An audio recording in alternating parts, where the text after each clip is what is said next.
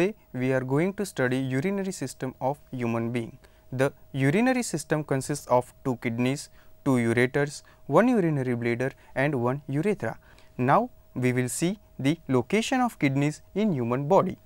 In humans, the kidneys are located in the abdominal cavity, more specifically in the paravertebral gutter, and lie in the retroperitoneal position at a slightly oblique angle. They are 2 in number, 1 on each side of the spine.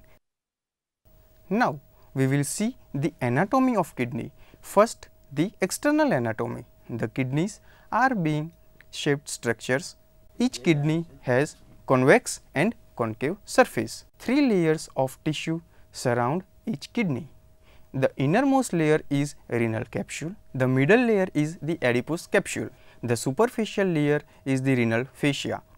The kidney is approximately 11 to 14 centimeter in length, 6 centimeter wide and 4 centimeter thick. Second is the internal anatomy. The kidney is divided into 2 major structures. A superficial light red area is the renal cortex and a deep dark reddish brown is the renal medulla. The renal medulla consists of several cone shaped structures known as renal pyramids. The wider end of each pyramid faces the renal cortex and is narrower end called renal papilla points towards the renal hilum. Between the renal pyramids are projections of cortex called renal columns. Nephrons, the urine producing functional structures of the kidney, span the cortex and medulla. The initial filtering portion of a nephron is the renal corpuscle located in the cortex, which is followed by a renal tubule that passes from the cortex deep into the medullary pyramids. The renal papilla of each pyramid empties urine into a minor calyx. Minor calyces empty into major calyces and major calyces empty into the renal pelvis, which becomes the ureter. The kidneys constitute about less than 0.5% of the total body mass. They receive the blood via right and left renal arteries. In adult, renal blood flow, that is the blood flow through both kidneys, is about 1200 milliliter per minute. Within the kidney, the renal artery divides into several segmental arteries which supply blood to the different segments of the kidney. Many renal nerves originate in the renal ganglion and pass through the renal plexus into the kidney along with the renal arteries. Renal nerves are part of the sympathetic division of autonomic nervous system. Most are vasomotor nerves that regulate the blood flow through the kidney by causing vasodilation or vasoconstriction of renal arterioles. Most vasomotor nerves that regulate the flow of blood through the kidney by causing vasodilation or vasoconstriction of renal arterioles. Structure of the nephron. Nephrons are the functional units of kidneys. Each nephron consists of 2 parts, a renal corpuscle where blood plasma is filtered and a renal tubule into which the filtered fluid passes. The renal corpuscle has 2 components, the glomerulus, that is capillary network, and glomerular capsule or Bowman's capsule, a double walled epithelial cup that surrounds glomerular capillaries. Blood plasma is filtered into glomerular capsule and then the filtered fluid passes into the renal tubule. The renal tubule consists of a proximal convoluted tubule known as PCT, second loop of Henle, and distal convoluted tubule also known as DCT. Proximal denotes the part of tubule attached to the glomerular capsule and distal denotes the part that is further away. The renal corpuscle and both proximal and distal convoluted tubules lie within the cortex, whereas the loop of Henle extends into the renal medulla, makes a hairpin turn and then return to the renal cortex. The distal convoluted tubules of several nephrons empty into a single collecting duct. Different collecting ducts then reunite and converge into several papillary ducts which drain into the major calyces. The collecting ducts and papillary ducts extend from the renal cortex through the renal medulla to the renal pelvis. So, one kidney has about 1 million nephrons, but a much smaller number of collecting ducts and even fewer papillary ducts. In a nephron, the loop of Henle connects proximal and distal convoluted tubules. The first part of the loop of Henle dips into the renal medulla, where it is called the descending limb of loop of Henle. It then makes the hairpin turn and returns to the renal cortex as the ascending limb of the loop of Henle. About 80 to 85% of the nephrons are cortical nephrons. Their renal corpuscles lie in the outer portion of the renal cortex, and they have short loop of Henle that lie mainly in the cortex and penetrate only into the outer region of the renal medulla. The short loops of Henle receive their blood supply from peritubular capillaries that arise from efferent arterioles. The other 15 to 20% of nephrons are juxtamedullary nephrons. Their renal corpuscles lie deep in the cortex and close to the medulla, and they have a long loop of Henle that extends into the deepest region of the medulla. Long loops of Henle receive their blood supply from peritubular capillaries and from vasa recta that arise from efferent arterioles. In addition, the ascending limb of loop of Henle of juxtamedullary nephrons consists of two portions, a thin ascending limb followed by a thick ascending limb. The lumen of the thin ascending limb is the same as in other areas of the renal tubule. It is the only epithelial that is thinner. Nephrons with long loops of Henle enable the kidney to excrete very dilute or very concentrated urine. Histology of the nephron and collecting duct. Single layer of epithelial cells forms the entire wall of glomerular capsule, renal tubule and ducts. However, each part has a distinctive histological features that reflects its particular functions. Now, we will discuss them in order that fluid flows through them, that is from glomerular capsule to renal tubule and then to the collecting duct. First, the glomerular capsule. The glomerular capsule consists of two layers, a visceral and a parietal layer. The visceral layer consists of modified simple squamous epithelial cells called podocytes. From these cells, many foot-like projections are arise known as Paddy's cells that wrap around this single layer of endothelial cells of the glomerular capillaries and form the inner wall of the capsule. The parietal layer of the glomerular capsule consists of simple squamous epithelial and forms the outer wall of the capsule. Fluid filtered from the glomerular capillaries enter the capsular space, that is the space between the two layers of glomerular capsule. The renal tubule and collecting duct. In the proximal convoluted tubule, the cells are simple cuboidal epithelial with a prominent brush border of microvilli on their apical surface, that is the surface facing the lumen. These microvilli, like those of the small intestine, increase the surface area for reabsorption and secretion. The descending limb of loop of Henle and the first part of the ascending limb of loop of Henle, that is the thin ascending limb, are composed of simple squamous epithelium. The thick ascending limb of loop of Henle is composed of simple cuboidal to low columnar epithelium. In each nephron, the final part of the ascending limb of loop of Henle makes contact with efferent arteriole serving that renal corpuscle. Because in this region the columnar tubule cells are crowded together, they are known as macula densa. Alongside the macula densa, the wall of efferent arteriole and sometimes the efferent arteriole contains modified smooth muscle fiber called juxtaglomerular cells. Together with the macula densa, they constitute the juxtaglomerular apparatus. Physiology of kidney. For the production of urine, nephrons and collecting ducts perform three basic processes, that are glomerular filtration, tubular reabsorption and tubular secretion. Number 1 is glomerular filtration. In the first step of urine production, water and most solutes in the blood plasma move across the wall of glomerular capillaries into the glomerular capsule and then into the renal tubule. Here, the principle of filtration, that is the use of pressure to force fluids and solids through a membrane is the same in glomerular capillaries as in capillaries elsewhere in the body. However, the volume of fluid filtered by the renal corpuscle is much larger than in other capillaries of the body for three reasons. Number 1 is glomerular capillaries present a large surface area for filtration because they are long and extensive. Number 2 is the filtration membrane, which is thin and porous. Despite having several layers, the thickness of the filtration membrane is only 0.1 micrometer.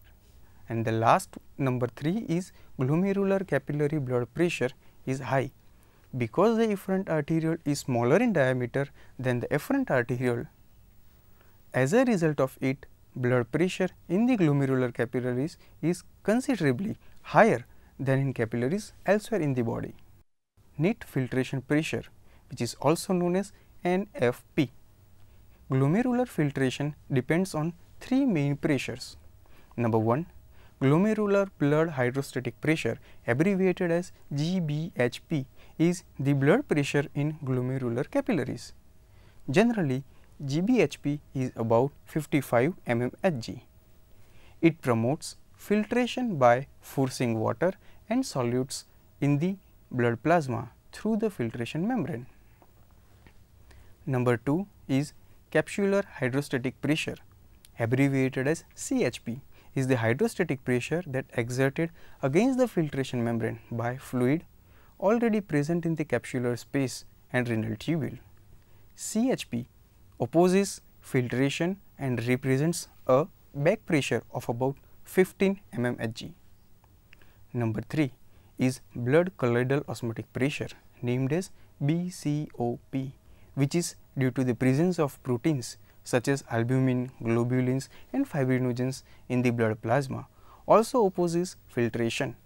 The average BCOP in glomerular capillaries is 30 mmHg. Net filtration pressure, that means the total pressure that promotes filtration, is determined as net filtration pressure is equal to GBHP minus CHP minus BCOP. By substituting the values just given here, normal NFP may be calculated as NFP is equal to 55 mmHg minus 15 mmHg minus 30 mmHg is equal to 10 mmHg. Thus, a pressure of only 10 mmHg causes a normal amount of blood plasma to filter from glomerulus into the capsular space. Glomerular filtration rate, which is abbreviated as GFR, the amount of filtrate formed in the renal corpuscles of both the kidneys in each minute, is the glomerular filtration rate. In adults, the GFR average is 125 milliliter per minute in males, whereas 105 ml per minute in females. Homeostasis of body fluids requires that the kidneys maintain a relatively constant GFR. If the GFR is too high, needed substances may pass so quickly through the renal tubule that some are not reabsorbed and are lost in the urine. If the GFR is too low, nearly all the filtrate may be reabsorbed and certain waste products may not be adequately excreted. GFR is directly related to the pressure that determine net filtration pressure. Any change in net filtration pressure will affect GFR. The two main mechanisms that regulate glomerular filtration rate are: number 1, by adjusting blood flow into and out of the glomerulus, and number 2, by altering the glomerular capillary surface area available for filtration. GFR increases when blood flow into the glomerular capillaries increases.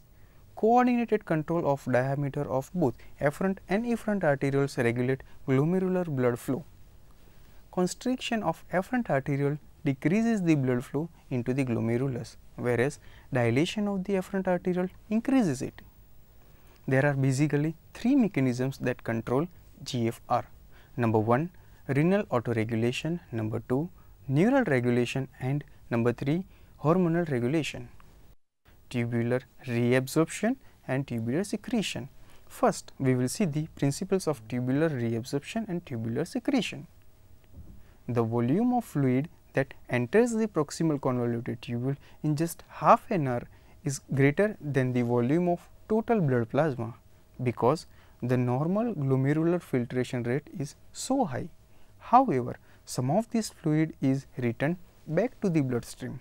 The second basic function of the nephron and collecting duct is tubular reabsorption. That means, most of the filtered water and filtered solutes are returned back to the bloodstream. Normally, about 99% of the filtered water is reabsorbed. All the epithelial cells of the renal tubule and duct carry out reabsorption, but proximal convoluted tubule cells make the prime contribution.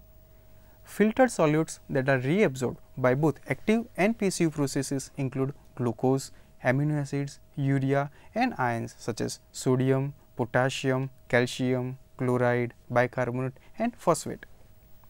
The third function of the nephrons and collecting ducts is tubular secretion. That means, transfer of materials from blood and tubule cells into the tubular fluid. Secreted substances include hydrogen, potassium, ammonium ions, creatinine and certain drugs such as penicillin. Transport mechanisms. When renal cells transport solutes out of or into the tubular fluid, they move specific substances only in one direction. In the apical and basolateral membranes, different types of transport proteins are present. The tight junctions form a barrier that prevents mixing of proteins in the apical and basolateral membrane compartments. Reabsorption of sodium by the renal tubules is mainly important because of the large number of sodium ions that pass through the glomerular filters. Transport of materials across the membranes may be either active or passive. Solute reabsorption also drives water reabsorption because all water reabsorption occurs via osmosis. Reabsorption of about 90% of water with solutes in the tubular fluid is termed as obligatory water reabsorption, because the water is obliged to follow the solutes when they are reabsorbed. This type of water reabsorption occurs in the proximal convoluted tubule and the descending limb of loop of Henle, because these parts of the nephron are always permeable to water. Reabsorption of the remaining 10% of the water is termed as facultative reabsorption, because it means capable of adapting to a need. It occurs mainly in the collecting ducts and is regulated by antidiuretic hormone. Reabsorption and secretion in the proximal convoluted tubule. The largest amount of solute and water reabsorption from filtered fluid occurs in the proximal convoluted tubules. It reabsorbs 65% of the filtered water, sodium and potassium, 100% of most filtered organic solutes such as glucose and amino acid, 50% of filtered chloride and urea, 80 to 90% of the filtered bicarbonate and a variable amount of filtered calcium, magnesium and phosphate. Proximal convoluted tubules secrete a variable amount of hydrogen ions, ammonium ions and urea. Sodium is the major solute reabsorbed in the proximal convoluted tubule. Transport of sodium occurs via symport and antiport mechanisms in the proximal convoluted tubule. Normally, filtered glucose, amino acids, lactic acid, water soluble vitamins and other nutrients are not lost in the urine. In the first half of the proximal convoluted tubule, they are completely reabsorbed by several types of sodium symporters located in the apical membrane. For example, the sodium glucose symporter in the apical membrane of a cell in proximal convoluted tubule. Two sodium and a molecule of glucose attach to the symporter protein, which carries them from tubular fluid into the tubule cell. In another secondary active transport process, the sodium and hydrogen antiporters carry filtered sodium down to its concentration gradient into a PCT cell as hydrogen is moved from the cytosol into the lumen, causing reabsorption of sodium into the blood and hydrogen to be secreted into the tubular fluid. Thus, for every hydrogen secreted in the tubular fluid of proximal convoluted tubule, 1 sodium is reabsorbed. In proximal convoluted tubules, reabsorption of solute promotes osmosis of water. Each reabsorbed solute increases the osmolarity, first inside the tubule cell, then in interstitial fluid and finally in the blood. Thus, water moves rapidly from the tubular fluid via both the paracellular and transcellular routes into the peritubular capillary and restores osmotic balance. Cells lining the proximal convoluted tubule and the descending limb of loop of Henle are especially permeable to water due to presence of many molecules of aquaporin 1. This integral protein is a water channel present in the plasma membrane, greatly increases the rate of water movement across the apical and basolateral membranes. As water leaves the tubular fluid, the concentration of the remaining filtered solutes increases.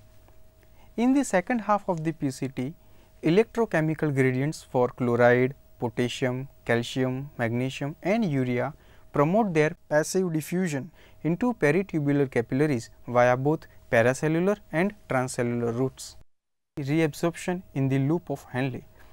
Proximal convoluted tubules reabsorbs about 65% of the filtered water at a rate of about 80 milliliter per minute, so that fluid enters the next part of the nephron named as the loop of Henle at a rate of 40 to 45 milliliter per minute.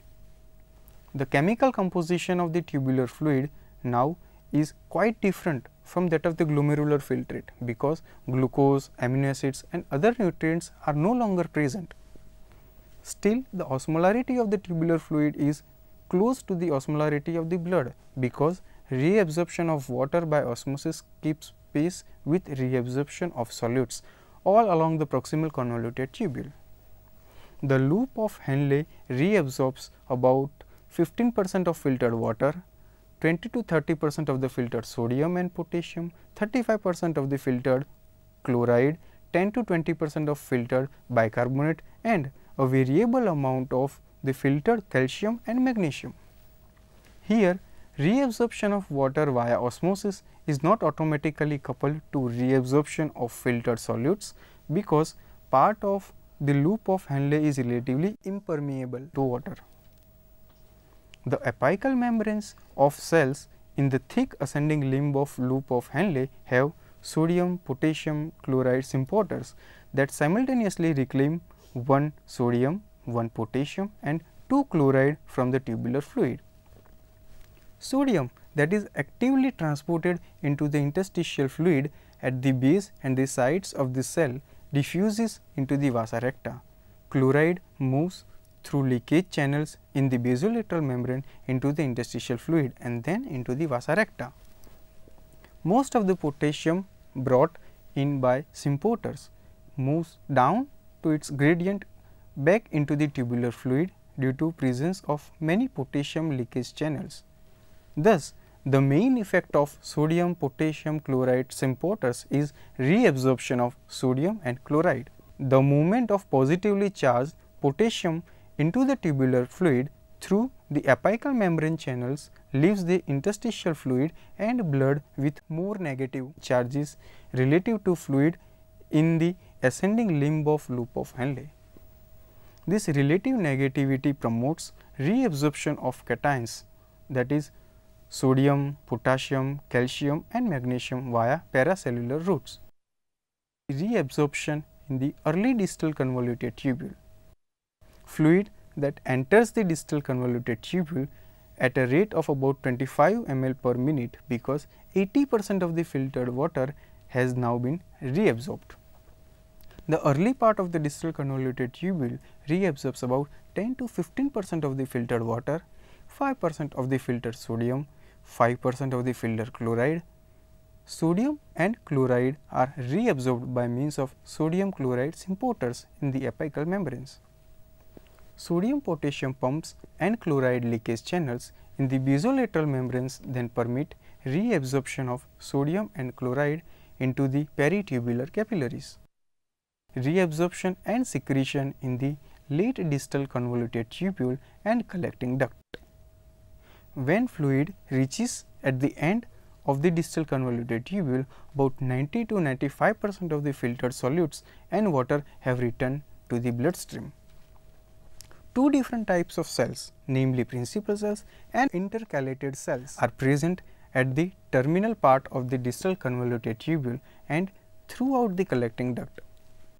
The principal cells reabsorb sodium and secrete potassium, whereas the intercalated cells reabsorb potassium, bicarbonate and secrete hydrogen ions. Here, sodium passes through the apical membrane of principal cells via sodium leakage channels rather than by means of symporters or antiporters. As usual, the concentration of sodium in the cytosol remains low because the sodium and potassium pumps actively transport sodium across the basolateral membrane to interstitial fluid. Then, sodium passively diffuses into the peritubular capillaries from the interstitial fluid. Normally, reabsorption in the proximal convoluted tubule and loop of Henle returns most of the filtered potassium to the bloodstream. To regulate for varying dietary intake of potassium and to maintain a stable level of potassium in the body fluids, principal cells secrete a variable amount of potassium. Because the basolateral sodium and potassium pumps continually bring potassium into the principal cell, the transcellular concentration of potassium remains high. Potassium leakage channels are present in both apical and basolateral membranes. Thus, some potassium diffuses down its concentration gradient into the tubular fluid, where the potassium concentration is very low. This secretion mechanism is main source of potassium excretion in the urine. Hence, in this chapter, we have studied all the details associated with urinary system, including its location as well as external and internal anatomy. In physiology, we understood the mechanism of glomerular filtration, tubular reabsorption and secretion.